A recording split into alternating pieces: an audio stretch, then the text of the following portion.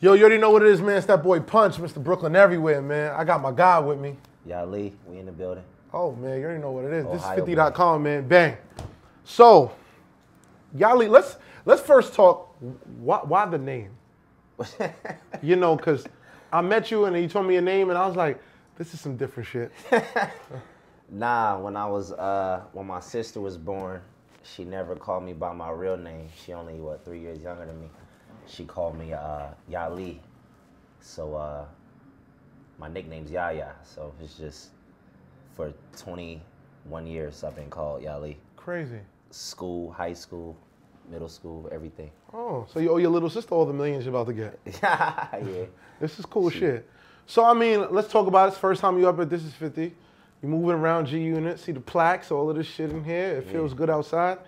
What is your upbringing like? Where you from? Let's talk about it. I'm just an Ohio boy trying to make it. I'm from Dayton, Ohio. Shout out to the 937, trying to put us on the map. I just decided to get up and move after I turned 19 to come to the East Coast to pursue this dream. So, you know, I come from nothing and trying to turn nothing into something, basically, you know. I mean, I hate when artists, you skip over so you just left your town at 19. Most niggas when they 19, they can barely leave their mom crib. Yeah. So 19, you left your whole town and said, I'm coming to... Yeah, I'm going to be... Everybody I grew up with in elementary either locked up or dead. So it's just like where I'm from, it ain't no money, ain't no job. So it's on the like survival of the fittest type shit. So it's just either you in the sports or you in the streets. And I wasn't in the streets, and I chose music over sports. So again, I don't know about y'all. I don't know shit about Dayton, Ohio. This is white, black, Spanish. Very segregated, white and black. Very little population of Spanish. Yeah, it's very segregated. It's a very segregated state. So I experienced racism in high school. Yeah. The N-word, you know, the first time I was called the N-word was in a lunch line, and I thought that shit only happened in movies. Yeah, so I got into a fight. And I got into... Then you looked more ignorant, and then... Then I got into more fights, yeah. And then... It looked crazy how that crazy. Whole thing works is... Yeah, then I learned that you can't fight everybody that's ignorant. Because when they know they can't beat you, they're going to come with something that can... Correct. ...beat you. Yeah, you can't fight ignorance at all, actually. Or then you become a part of it. You're right. Yeah. I get it. So... Dayton, is this a city feel? Does it feel like the dirty? You get what I'm saying? Like, how does it feel? Like, how does the city? We talking about projects, buildings. What's the trailers? I have no grip on like what the town feel like. I mean, it kind of reminds you know what Patterson like? Jersey? Patterson, New Jersey. Yeah. Like Irvington. Yeah. / Patterson. Yeah. Where it looks calm. But it's really not. It looks calm, but it's not. Yeah. But so it's just that's like, a lot of Jersey nowadays. Yeah. So it was just my mom's moved me to the suburbs for high school. So I went to all black schools up until high school. And then that was the first time I fell in love with a white girl. And then her parents was like, who you going to prom with? And she was like, I'm going to prom with Yaya. They said, oh, the kid on the football team. We don't do that in our family. Whoa. So that was the first time I was ever like fucked up over. Like hard body racism. Yeah, like cause you call me a nigga, we can fight. Like, you know what I mean? But when it's like, damn, like I really, puppy love. I really love this girl. Yeah. And your parents say you can't come to prom with me cause the color of my skin. That fucked me up. That's something I'll never forget. Whoa. I get it. I mean, see the stories that be in there. So you find your way to New York. What's that moment that makes you go, I'm going to New York? Now, what's that? E.T. the Trainer had a video on YouTube talking about you gotta want it as bad as you want to breathe. I don't know if you remember that. No. Well, he was talking about... But I get it.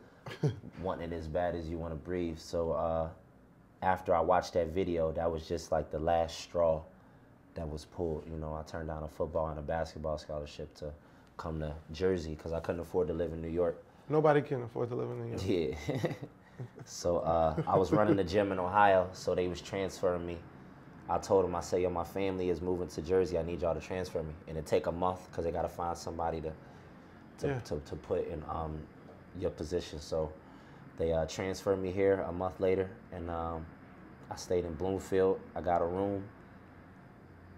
and it's just been, it was hell ever since I moved here, and it's just starting to flourish. Yeah. So what's the first record that people might have that caught any bit of traction? Pretty Girl Dance. And then after Pretty Girl Dance, we got it on MTV, and it was doing its numbers on SoundCloud, and then Fetty Wap. You know? Yeah, I didn't want to spoil the story. I was like, doesn't that have a big feature on it? Yeah. Then Fetty Wap hopped on it, part 2. You know, I made the phone call. Shout out to DJ Big L and Fetty Wap. Big L from Baltimore? No, DJ Big L's DJ. Oh, you know, he had S. Dot and Big L. Oh, okay. Yeah, so I kind of knew, I saw Fetty Wap out, you know, a lot, and I always just showed love, just shook his hand, you know, good to see you, you know. Yeah. A big artist come to a club, all the upcoming artists come out, and, you know, I just always, so he was like, yeah, you know, so we paid for, I ain't gonna tell you what we did, but, you know, we hooked up the studio time, and he blessed us. It was worth way more than what he So when Fetty gave you the hook, where's Fetty Wap in his career at this point? Whew. Trap Queen was starting to go. Oh, so he's viral. booming already. He's officially booming. Yeah, I don't know if you remember, he was on the flyer. Him and Troy Ave was on the flyer everywhere around New York for a minute. And then Trap Queen just took off. And then after he dropped Trap Queen, I think it was 679 on My Way. Yeah. No, it was 679 and again. And then he did Pretty Girl Dance, and then My Way came out. Then Drake hopped on My Way. So Pretty Girl Dance was in that. And that whole thing. In that tornado of, you know, and I was just on the internet part. Did you get a deal at that point or no? Nah. But that drew the attention for the Kick Up. Drew the attention for the next single. Which was Kick Up. Kick Up. So then walk us through that. Who produced Kick Up? Ty Jams. Shout out to Ty Jams. That's my producer. Yeah. He produced all my music. I only work with one producer. Dope. So we got 25 radio records ready to go. But he Pretty Girl Dance. Yeah. Kick Up. The reason why I did Kick Up is because the DJs was trying to tell us Pretty Girl Dance was rhythmic. It wasn't really club friendly. I got it. It was more a radio record that transfers into the club. Yeah. So I said, let me make an undeniable club banger. Yeah. So that's when we did Kick Up, and then everybody was dabbing, but we was kicking up. Yeah. So the homie was like, yo, you should write a song about that. I'm like, I'm already on it. So we wrote the song. The kids took it and just ran with it. Now you use this word, kids. How is it, where are you at with it? Because as an artist, I think that we all design music at times to be received a certain way. And you can't help that kids are just loving what you're doing, and your internet numbers are just huge. Because Kick Up is is close to almost 2 mil. That's Pretty Girl Dance. Kick Up over 500K. Okay. Yeah, 500K. Nah, Kick Up is a lot. If you add up, it's a lot. Yeah. If you add up, it's over $1 million. Yeah. How does it feel? Is it a frustrating emotion? Are you happy with it? You get what I'm saying? Because it is such a younger demo. Nah, I'm gonna be honest. It's just I'm 23, so when you see 12, 11, 13, 14-year-olds gravitating to you more authentically and, you know, participating and sharing it on their social media without, you know, you even having to ask constantly, I mean, you gotta respect it, because at the end of the day, I guess you want younger fans so they can grow with you, right? Look, I get it. Everything is perception. Yeah. It's all about the direction that you want your music to go into. Yeah. If you have your path designed out, like you got a couple years rolling out and you want them to grow, then that's how your brain. One thing about artists, man, you gotta let niggas let their vision go. Yeah. Because everybody got their own unique journey. You're right. So if that's your journey, then that's your journey. Nobody gonna tell you nothing. We can only look at it in hindsight and go, he fucked up, or that nigga's a genius. So, you know what I mean? At this exact point, it's kind of how you see it. Well, right now, I'm getting... Your traffic got you here, so something's working. You get what I'm saying? Yeah. Something's working. Yeah. I'm not mad at it. Kick Up goes, then you got picked up for Kick Up. Yeah, I got signed to Empire. I went on a heavy hitter retreat, and shout out to DJ Enough. He go, you got that record with you? Yeah. I said, hell yeah, I keep it in my pocket with me everywhere I go. So yeah. If you put it on the party bus, all the DJs around the U.S., you know, that's a heavy hitter, played it. they start dancing. He was supposed to introduce me, but they just start dancing. So when the record went off, he was like, I just want to say, this is my, we got to support our local artists, our upcoming artists that rocks with us. His name is Yalee. And then I think Hollywood Bay, DJ Hollywood Bay from Texas. He's like, shut your ass up, play that shit back. And then he played it back. Then the whole bus, and Al Branch was on that bus, and Ghazi, the CEO of Empire, and then Drake, Nicki Minaj, and Kanye, manager. The Maverick Squad, they was on the bus too. Yeah. So they saw the reaction. So we went to go eat at Finger Licking, the Finger Licking spot at Khaled's restaurant. And then on the way back, we had to go to great shit over there, man. Yeah, good food. That tropical drink, man. Hell Be yeah. clear.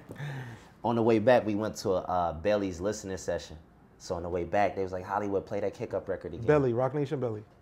Belly, the artist? Yeah, the fact. Yeah. I don't know who he signed to, but Rock we went to Nation his listening party. He got some good music. Yeah. And then they played the Kick Up again, and they did the same thing. So that time, Ghazi came and sat next to me, got my info. And then when he got up and left, Al Branch came and sat next to me. So huge. Al Branch walked, navigated the deal where I was taken care of the right way.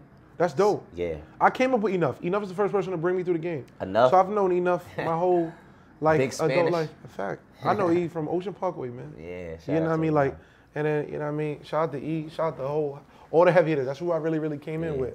You know what I mean? My man Los, everything kind of, Los. That's how it goes. See, it all goes. See, good shit. But that's dope. You got Kick Up. Your shit is bubbling. Everything is moving. You got a deal now. Records is moving on YouTube. Yeah. Your hits is up. You getting on MTV still. Your shit is still getting rotation. And then you come out with this record now that's super viral. I dropped the album. Dropped the album. See, I'm thinking that the record came in. Okay. I lied. It's an EP. I call it the album because my demographic don't know what an EP is. Yeah. So I call that an album. So I dropped the 8-song EP, which It's all the same shit. Yeah. So they just play with this to defend a little bit. Yep. That's a whole nother topic. Artists be like, oh, it's my mixtape when they nervous not to drop the big homie. Yeah. So they be like, nah, I was just playing. You know what I mean? But you dropped your project. Dropped the project. The label was like, let's go with Friends with Benefits. Oh yeah, dope video. We went with Friends with Benefits, and then we It's a got dope that. video. Yeah, thank you. Did it? See, that's a drastically more adult record. So That's the how did it transcend with your normal fan base? Well, it was. Well, you gotta realize, Pretty Girl Dance was me singing and rapping. Fact. So when Kick Up was just straight rapping, when I came with Friends with Benefits, they was like, okay, we already know he can sing, but I like this one. So when we dropped that one, we know they put a little budget behind that, and then they said, okay, now you need to release 7 more songs added on to this one, and then when we put it out, Pokemon Go just Where it go? It just go. Gold. Yeah. However you wanna gold. Yeah, it just went, and it's still going crazy. The shit is crazy. So I'm on my timeline, I'll scroll, I see random shit. I see people from America, I see people from Europe. Like Africa, Japan. See, Russia. like how do you make how does a record go viral? I believe. Get your pens ready, guys. Get it. You know what it was? I woke up one day and I'm like, yo, if another person posts a Pokemon that they caught, I'm gonna unfollow him. I'm not really gonna unfollow him, but the shit was getting annoying. And I said, let me Google something. Ain't nobody make no song about this. So I said, you know what? How can I make a song that makes sense, that's believable and catchy? So I hit up my producer. He was like, man, no. So I'm like, listen, bro, trust me, just for me, let's do this. He was like, all right, if we do it, it's got to be on a happy beat type shit, because you talking. So then I came up with the hook. I want to fucking leave. I want Pokemon Go. And the way I delivered it, I just feel like it's the catchiest shit out. Yeah. And then it just goes. It's the science behind making a song, man. There is. A lot of artists don't understand, bro. It's the science behind it. You still got to be you, but it's a science from start to finish. How you got to... In fact, I had to sit down with Rico Love, and he said the art to making a hit record is finding the most obvious topic and finding a way to uniquely speak on it. Make it catchy. Yeah. Just like talk about the plainest shit, getting a girl, but how can I talk about getting a girl that no one else has ever done? And then you got a hit record. I get it. So this is dope. So then you got Pokemon Go. It's like, are you scared though? Are you scared that this record becomes bigger than you, and then they go, yo, he just makes. Yeah. You know? I mean, because I got follow-ups though. You know what I'm saying? Like if you listen to Pokemon Go and then you go check out the EP, you're gonna see that I'm here to stay. You know, once I get the big break window, you know. I'm buzzing right now, but once, you know, I get that big break window, you're gonna understand like, okay, this kid sing, he rap, and then he know how to have fun on the record. Cause you know what I feel like a lot of artists don't know how to step outside the box and just have fun on the record. 100%. They be nervous because when you have too much fun, it's like he's a gimmick. That's what our culture almost forces it to become. Very few people can push out of that. Not saying it's impossible, but it's definitely a tougher thing. You know what I mean? Like, they kill him. I hate using this kid as the example all the time. But like Yaddie always says he just wants to have fun. He just wants to put out music. And they don't want him to just have fun. They're like, yeah, watch when you stop having fun. You get what I'm saying? They're making it almost like impossible to just enjoy life and move forward. Yeah, let's let the homie have fun, man. I don't understand. Like, everybody ain't gonna come with the boom bap bars, and you know what I'm saying? And I'm selling this, I'm selling that, and I'll pop you if you say this. Everybody ain't trying to hear that shit. You know what I'm saying? Sometimes people want to turn up and have fun. You know? Is there a way to be nice at rapping without doing the boom bap? Hell yeah. That's what I do. I get it. I mean, on that being said, yo, and this is 50, this is G Unit. You get what I'm saying? They like to, the fans, the people who gonna sit here and look at it, they're gonna be like, can this motherfucker rap or is he bullshit? So you gotta give the people something to hear. I say, it was a single mom with 3 kids. Yeah, sometimes that's how life go. Then put a plate on the table and divide it by 3. Dinner time for me, my sis, and my bro. Wait, ma, what you gonna eat? You sure you don't want to bite? She used to look and say, I love my baby. So today, mama gonna sacrifice.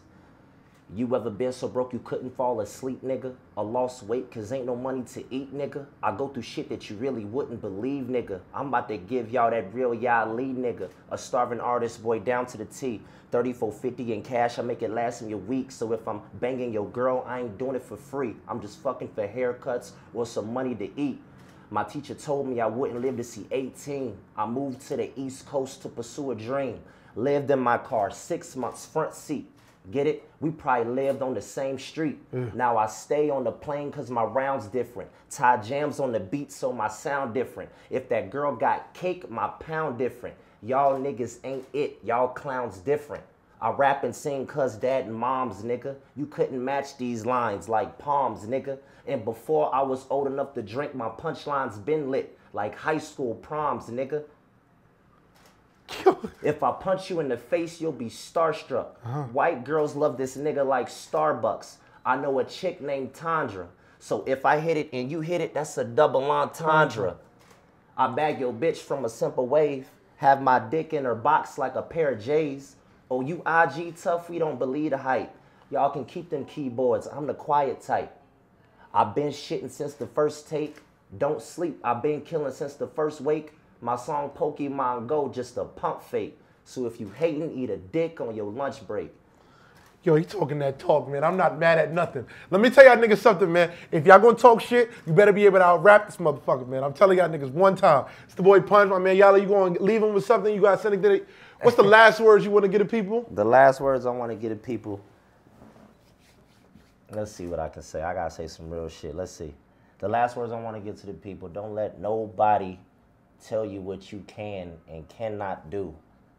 If that door don't open for you, that ain't your door.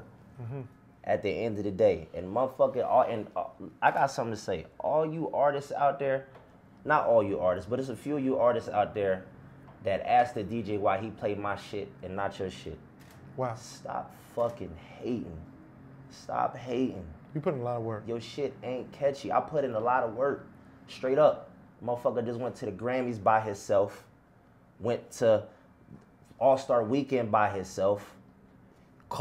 Punch caught me out at South by Southwest by myself. Niggas was like, why you got the book bag on? Why you perform? Nigga, because I'm here by myself.